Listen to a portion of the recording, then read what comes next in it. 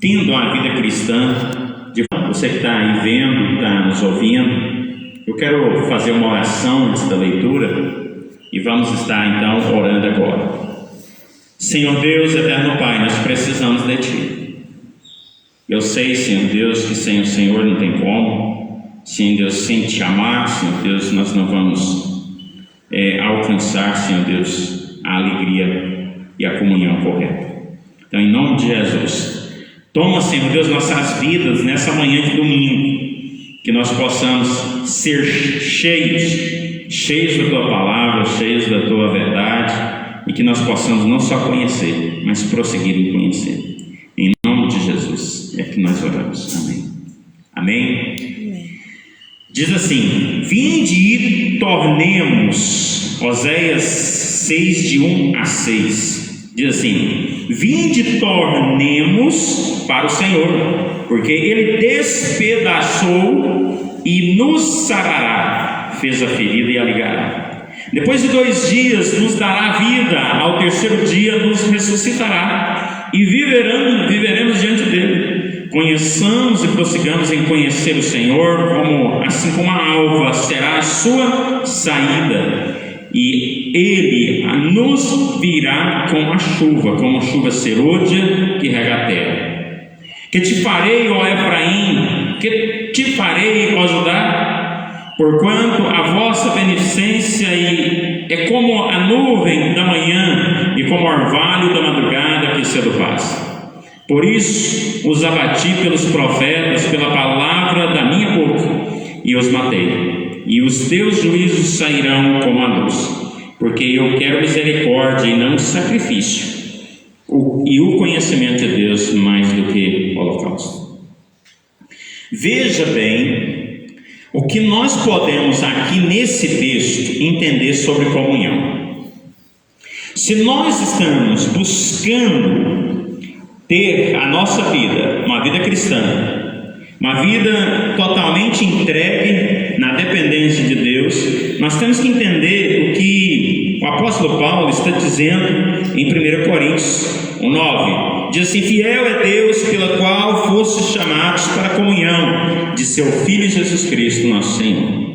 Então, para que nós possamos ter uma comunhão concreta, uma comunhão correta diante de Deus, nós precisamos de conhecê-lo. Eu não sei se você entendeu isso, mas veja só como que Oséias, para você entender quem é Oséias foi aquele que Deus chamou ele para ter um ministério diferente. Um ministério que talvez eu e você não queríamos ter, que é Deus me chamou para casar com uma prostituta, simbolizando a igreja, simbolizando o povo de Deus, porque nós prostituímos, porque nós pecamos, porque nós mentimos, porque nós cometemos todo tipo de atrocidade pecaminosa, e mesmo assim Deus nos chamou para sermos seu povo. Então Oséias, ele foi chamado para casar com a prostituta, para primeiro ter 3 filhos com ela. E cada filho tinha um nome, e cada nome significava um relacionamento rompido com Deus. E Deus mostra então nesse casamento a sua misericórdia, porque Deus com a igreja tem esse relacionamento. A igreja sempre está traindo o Senhor, a igreja sempre está tendo um relacionamento que Deus não agrada, né? É como diz a própria ministério de Oséias, né? Deus chama ele para casar com a prostituta, simbolizando o que nós fazemos com Deus. Nós realmente, na verdade, eu e você, na verdade, não amamos o Senhor. Nós ficamos com Ele. Infelizmente, a verdade é essa. E nós estamos na igreja por causa da misericórdia do Senhor. E uma coisa que Deus tem me chamado muita atenção nessa semana, eu tenho que conversar com minha esposa, é a tristeza, vamos dizer assim, só para a gente entender, porque Deus não sente angústia, né? Mas é só para a gente entender. Eu senti nesses últimos 3, 4 dias a angústia de Deus, porque a maioria das igrejas diz que nós perdemos a salvação. Como que eu vou perder a minha salvação se ela foi comprada na cruz? Como que eu vou perder a minha salvação se ela foi uma salvação compra e paga? Como que Deus vai pagar minha dívida e depois me colocar no inferno? Não tem como. Então, a grande verdade é essa, que a angústia de Deus é que nós desprezamos o sacrifício de Jesus. Então, nós precisamos de conhecer esse Deus que não só nos despedaçou. Quando é que Deus nos despedaçou? É quando Ele nos fez reconhecer que somos completamente pecadores.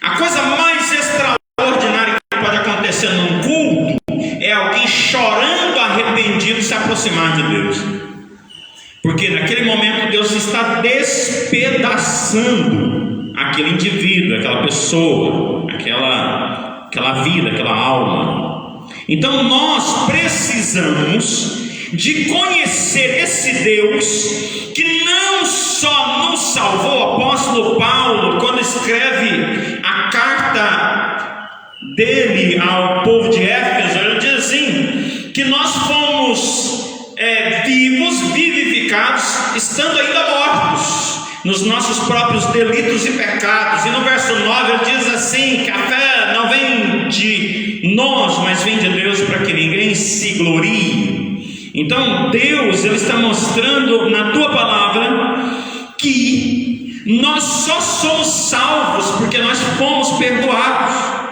Nós só somos salvos porque nós fomos comprados.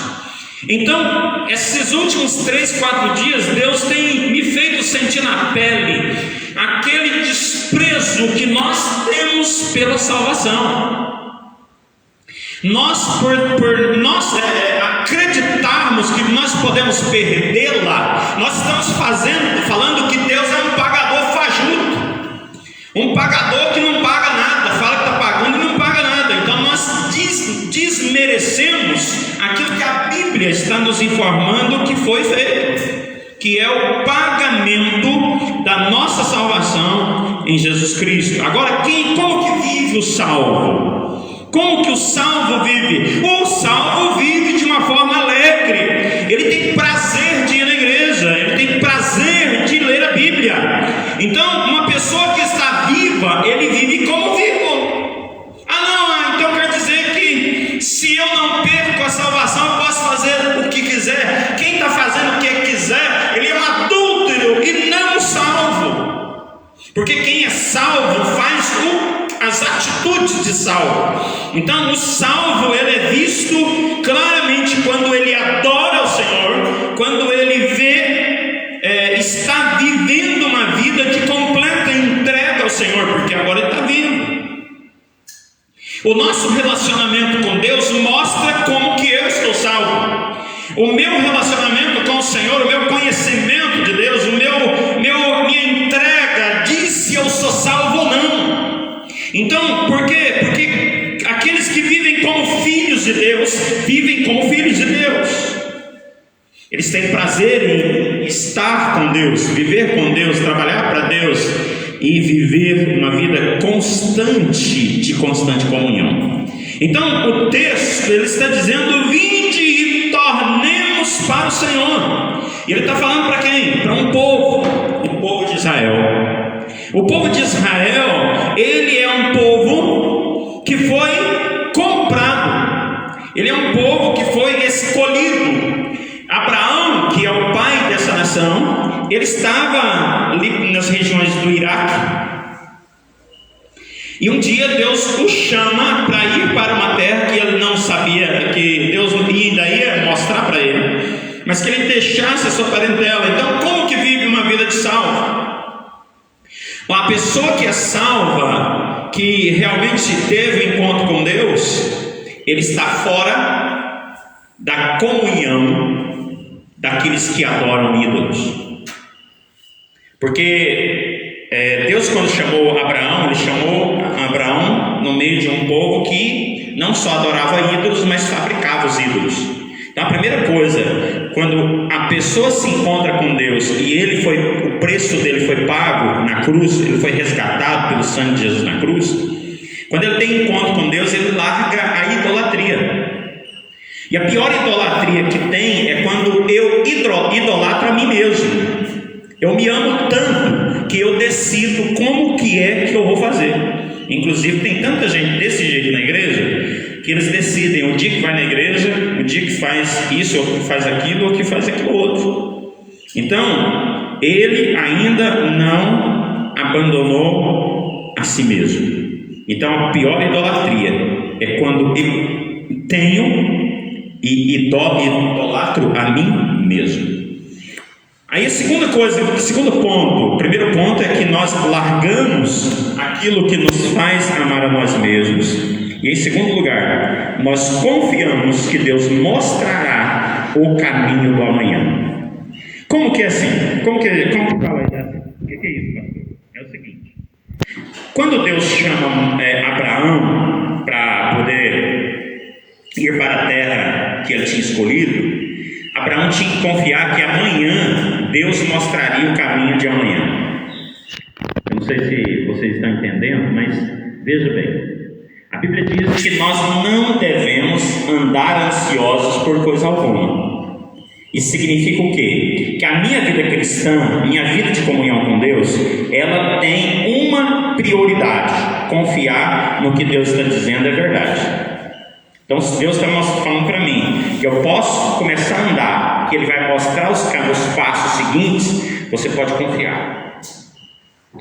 Quantas vezes, você imaginou, pensa aqui comigo, você já imaginou Jesus sozinho na cruz?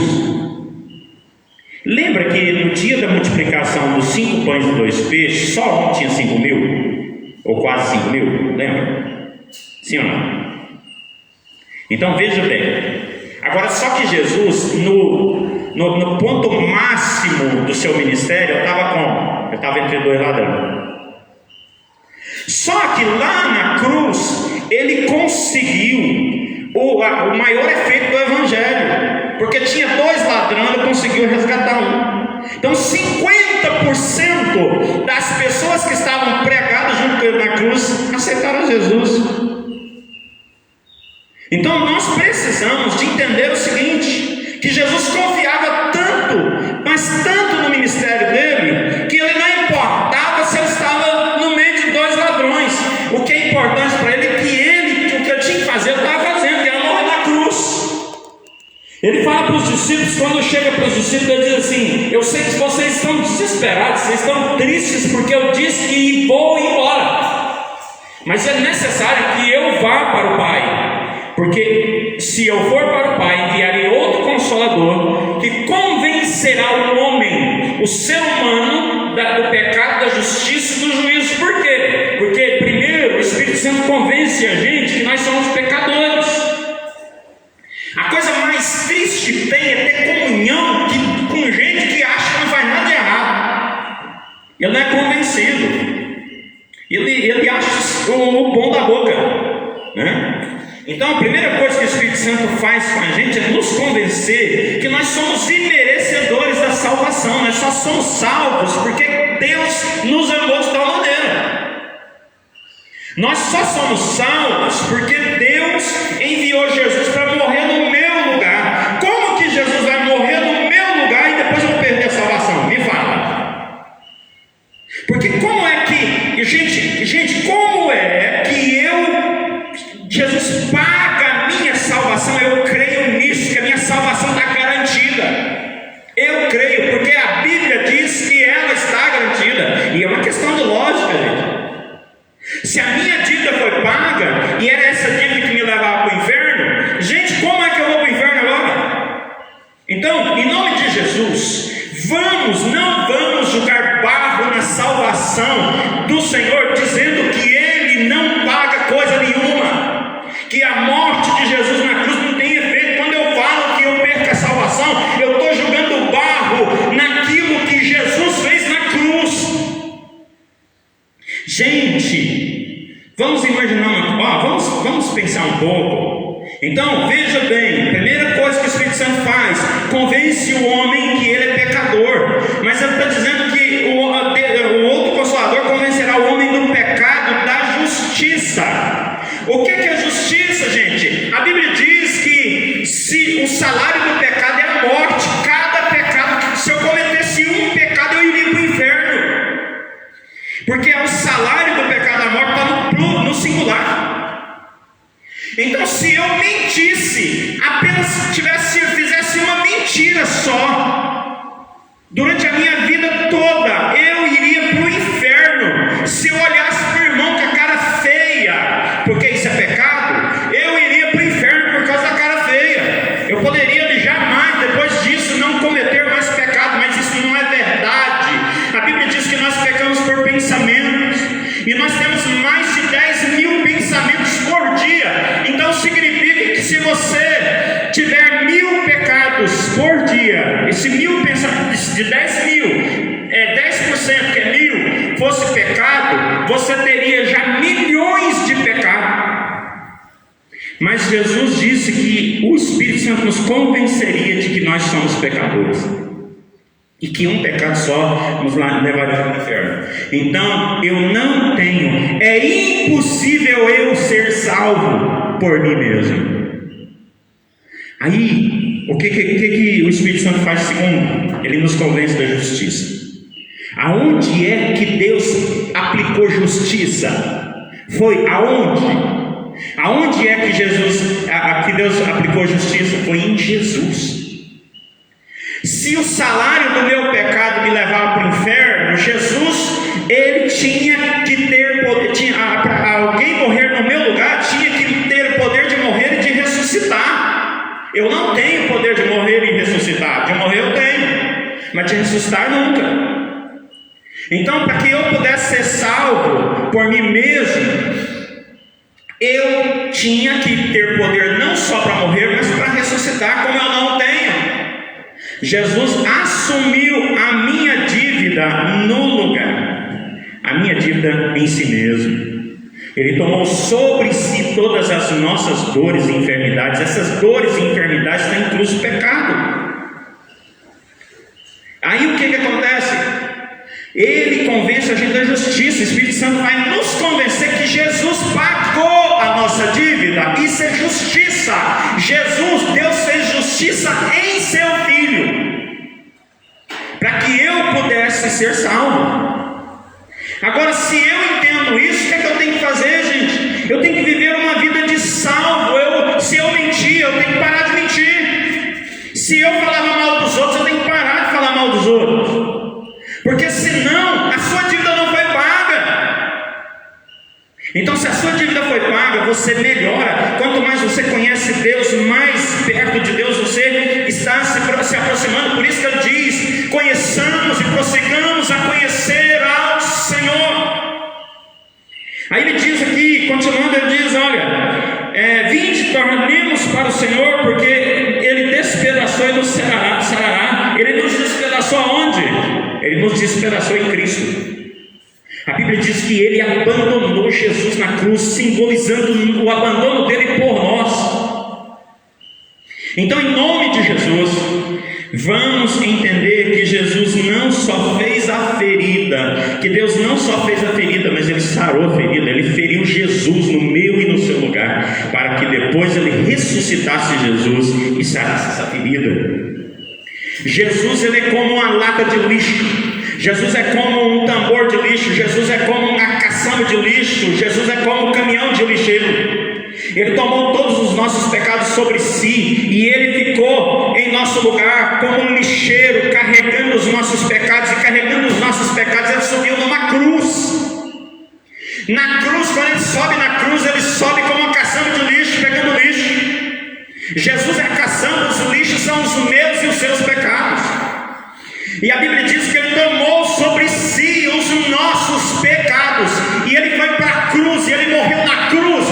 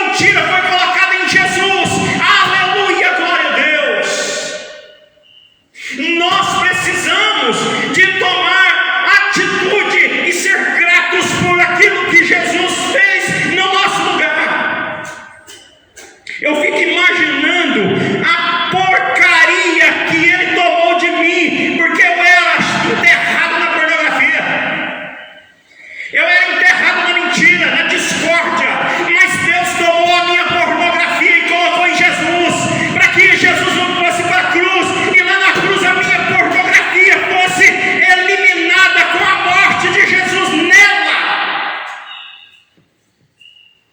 Gente, nós precisamos de tomar uma atitude de ser crente de verdade e não ser crente atrás de coisas que Deus tem para nós, mas ser crente só pelo simples fato de que nós fomos salvos por Ele. Nós precisamos então de conhecer. Então a justiça Ele nos convence que a justiça foi feita em Cristo. E em terceiro lugar, o Espírito Santo nos convence que o juízo já foi determinado. Aí eu leio na Bíblia Sagrada, em João 3,16, e quem fala para isso para Nicodemos é Jesus. Ele diz assim, que Deus amou o mundo de tal maneira que deu seu Filho unigênito. Olha, veja bem o que eu estou dizendo aqui hoje. Nós temos que largar de usar púlpito para pregar mentira, para pregar um desfavorecimento ao Senhor. E a maioria da igreja tem pregado essa heresia. E sabe o que acontece? Eu vou dizer uma coisa para você. Eu gosto de estar andando, mas hoje não vou andar não. Quando você diz para o plenário que as pessoas podem perder a salvação, isso o diabo usa para manipular o plenário. A gente começa a assustar as pessoas. Então Deus tem falado realmente muito forte comigo esses dias. E eu sei que eu vou ser rechaçado, eu sei que eu vou ser perseguido por isso, mas eu não estou aqui para dar nenhuma explicação para ninguém. Eu estou aqui para explicar a Bíblia. Então, o apóstolo Paulo diz que nós fomos salvos por Ele. Se você foi salvo, se você acredita que você foi salvo por Cristo, como é que você vai perder a salvação? Deus é mentiroso? A Bíblia diz que Ele nos convence, o Espírito Santo nos convence primeiro que somos pecadores, nos convence em segundo lugar que Jesus pagou a minha dívida, e em terceiro lugar que a vida eterna está garantida, que é o juízo, que é a determinação. O juiz é quando o juiz bate o martelo. O apóstolo Paulo diz em 1 Coríntios capítulo 15, a partir do verso, na verdade, a partir do capítulo 1 até o capítulo 15, ele fala assim, que nós somos escolhidos por Deus para julgar lá no céu. Ele diz assim, como que vocês estão levando o julgamento de vocês para o juiz dessa terra, se vocês serão aqueles que ajudarão o Senhor a julgar aqueles que vão ser condenados? Então nós somos filhos. Jesus disse assim, pedi e dar-se-vos-á, buscai e achareis, batei e abrir-se-vos-á, porque aquele que bate vai ser o quê? A porta vai ser aberta. Aquele que pede vai ser atendido, aquele que busca vai achar.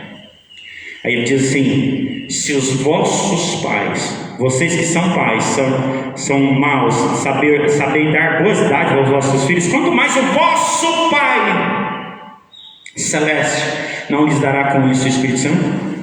Por quê? Porque o Espírito Santo é que nos convence que nós somos pecadores, que nos convence que Jesus já morreu na cruz por nós. Então o sacrifício já foi feito. Em terceiro lugar, ele nos convence que o juízo determinado é que nós temos a vida eterna, porque Jesus disse, Deus amou o mundo de tal maneira que deu seu Filho unigênito para que todo aquele que nele crê não pereça, mas tenha a vida eterna. Quem é que crê? Quem é que crê? Só crê aquele que a sua dívida foi paga na cruz. Em 2015, Deus me deu a maior revelação que eu acredito que alguém pode receber de Deus. Aliás, ele me deu 3 revelações, mas eu quero falar uma coisa para você. Na frase, Deus disse assim, fez uma seguinte pergunta para mim. Na frase, Olha, deixa eu tentar explicar aqui com mais detalhes. Tem 15 laranjas, vamos supor que nessa mesa aqui, tem 15 laranjas, certo? Tem 15 laranjas na mesa. Aí eu chego e digo assim para minha esposa, para cada um de vocês, veja bem, quantas laranjas você quer? Aí um de vocês diz assim, eu quero 5. O que aconteceu? Você escolheu das 15, 5, não foi? Sim ou não? Então, olha, na frase eu escolhi 5 laranjas, em 15 laranjas eu escolhi 5, automaticamente eu estou dizendo que 10 não foi escolhida por mim. Então, na frase que tem a palavra escolha, tem automaticamente a frase eu não escolhi. Então a Bíblia diz que Deus nos escolheu antes da fundação do mundo. Então, se Deus usa nessa frase a palavra escolha, significa que tem gente que Ele não escolheu. Queira você entender isso ou não, isso é verdade. Toda frase que tem a palavra escolha, automaticamente tem a palavra recusa. Concorda? Sim ou não? Faz sentido? Toda frase que tem a palavra escolha, automaticamente, sem ter a palavra recusa, tem a palavra recusa. Porque se de 5, de 15 eu escolhi 5, 10 eu recusei. Então, em nome de Jesus, nós precisamos de conhecer o que Deus fez por nós. Hoje, essa mensagem de hoje, ela está falando o quê? Conheçamos e prossigamos em conhecer o Senhor. Porque assim como, o que está dizendo aqui?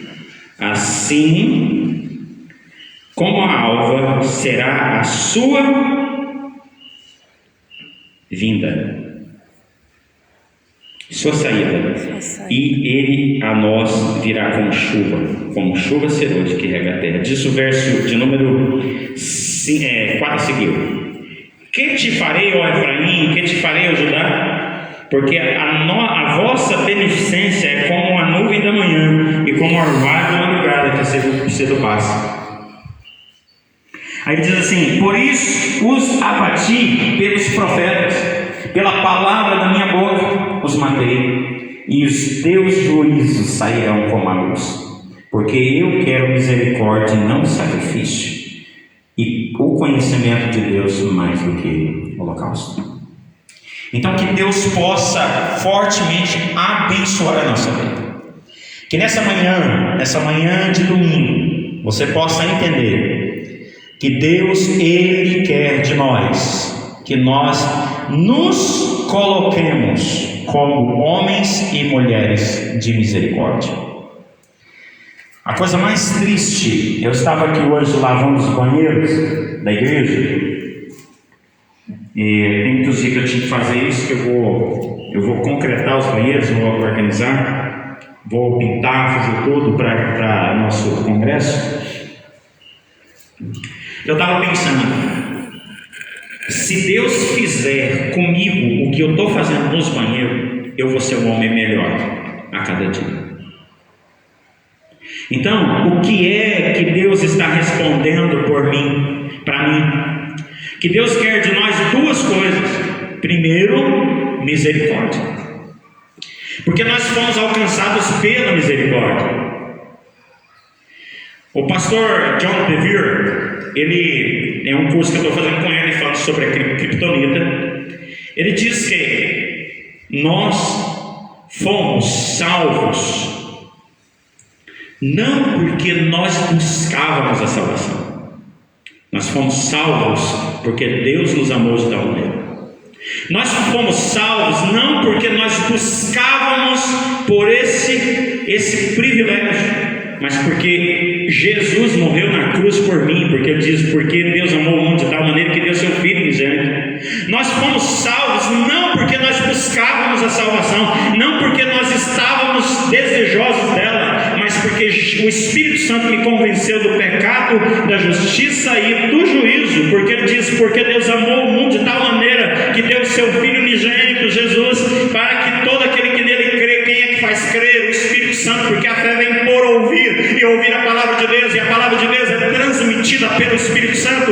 Então é pelo Espírito Santo que eu posso crer, é através do Espírito Santo que eu creio, é através do Espírito Santo que eu sou convencido, é através do Espírito Santo que eu recebo a maior revelação, que é a revelação da salvação. E a salvação ela tem 3 estágios. Primeiro, me convence do pecado que eu tenho. Segundo, me convence que o Jesus já morreu na cruz por mim. E em terceiro lugar, me convence que eu tenho a vida eterna, porque Jesus morreu na cruz por mim. Então, eu preciso, em segundo lugar, em primeiro lugar, de misericórdia. Assim como Deus teve misericórdia de mim, eu tenho que ter misericórdia do meu irmão, da minha irmã. E por isso eu tenho que pregar o Evangelho. Se for preciso, eu tenho que morrer por ele, como Jesus fez por mim. Mas o segundo, e tão importante tanto quanto, é o conhecimento. Ele diz assim: eu quero de vocês mais conhecimento do que o holocausto. Na verdade, me desculpe, mas eu preciso falar uma verdade para você, e que você não está entendendo. Deus está namorando com você. E no namoro, o que a gente faz? O que significa namoro? Namoro significa conhecimento. É quando eu conheço a minha família, quando a minha namorada conhece a minha família, e quando eu conheço a família da minha namorada. Não é conhecer a namorada, é conhecer a família da namorada. Então Deus está namorando, Ele quer conhecer você, Ele quer que você o conheça. Então, primeiro, Deus quer de nós misericórdia. Segundo, Deus quer que nós o conheçamos. Por isso Ele diz: conheçamos e prossigamos em conhecer o Senhor. Vamos orar? Pai, a Tua palavra, Senhor Deus, ela é verdadeira, ela é real. Então, nessa, eu entendo, Senhor Deus, por que a escola dominical foi acontecer desse jeito, que a palavra talvez não seria transmitida. Mas em nome de Jesus, as pessoas, ó Pai, que estão agora participando desse culto, não só agora, Senhor Deus, mas depois, que eles possam entender que o que eles ganharam do Senhor foi a obra do amor extraordinário do Senhor. Pai, então, em nome de Jesus, toma nossas vidas, toma a vida da minha esposa, toma, Senhor Deus, a vida, Senhor Deus, da nossa família, toma a vida, Senhor Deus, dos familiares da nossa, aqui da congregação, Senhor Deus, do Teu povo, em nome de Jesus, faça compreender aquilo que só o Senhor pode fazer. Então, em nome de Jesus, eu te peço, nessa, que o Senhor venha de uma forma poderosa, Senhor Deus, nos fazer entender o quanto que o Senhor tem para nos dar. Senhor Deus, que nós possamos fazer dessa verdade, Senhor Deus, dessa verdade, aquilo que só o Senhor pode nos dar. Então, em nome de Jesus, eu te peço que o Senhor venha de uma forma, Senhor Deus, poderosa, de uma forma, Senhor Deus, extraordinária, Senhor Deus, trazer, Senhor Deus, para a nossa vida, Senhor Deus, aquilo que só o Senhor pode nos dar. Então, em nome de Jesus, eu te peço, Pai, eu te peço em nome de Jesus, eu te peço, Pai, que o Senhor venha de uma forma poderosa tomar a nossa vida. Tomar, Senhor Deus, a nossa história e nos fazer, Senhor, de forma, Senhor Deus, poderosa, entender a Tua mensagem, em nome de Jesus, para que nós, ó Pai, não venhamos perder aquilo que só o Senhor pode nos dar, perder a alegria da salvação, porque já, Senhor Deus, que nós não perdemos a salvação, Senhor Deus, mas nós podemos perder a alegria por falta de conhecimento. Então, em nome de Jesus, como o salmista, Senhor Deus, pediu na sua ali no Salmo de número 51, que ele pediu ali, Senhor Deus, que o Senhor devolvesse para ele a alegria da salvação, que nós possamos, ó Pai, em nome de Jesus, desejar estar mais perto do Senhor. Eu quero cantar essa canção. Eu quero que você cante comigo, em nome de Jesus.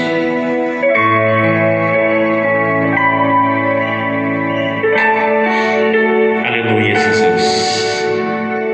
Glória a Deus. Mais perto eu quero estar.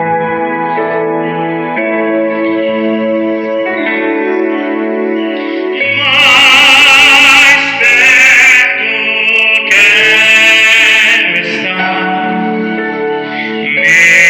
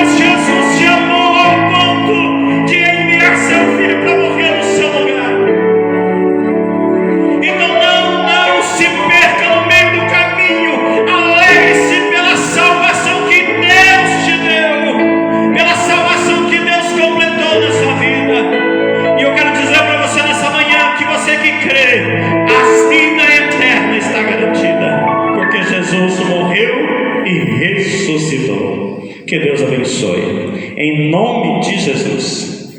Eu quero finalizar a escola dominical nesse dia 28 de julho. E quero te convidar para o congresso. Quero te convidar não só para a noite hoje, nos cultos às 19 horas, mas convidar para o congresso. Vai começar de quinta-feira, dia 1º. Eu vou estar aqui trazendo como terapeuta, né, o lixo do abuso de autoridade. E nós vamos começar aqui lançando um projeto chamado A Minha Família de Bem com a Vida. Um projeto que Deus colocou no meu coração quando estava em Uberlândia ainda. Então, em nome de Jesus, já tenho conversado com algumas pessoas e nós já estamos, Deus já está enviando recursos para a gente, para que nós possamos montar essa clínica. E nós queremos, em nome de Jesus, te convidar para esse congresso. Congresso que vai estar dia 1º até o dia 5. E nós vamos estar aqui completando 3 meses de existência desse lugar, dessa congregação. Então que Deus abençoe, que Deus fortaleça. E nunca esqueça que Deus, Ele está dizendo para você hoje que o presente que Ele deu para mim e para você foi a vida eterna. Que Deus abençoe. Quero agradecer muito a cada um de vocês, em nome de Jesus. Fica aqui meu abraço e a minha alegria de poder estar falando com você. Amém? Que Deus abençoe. Até a próxima.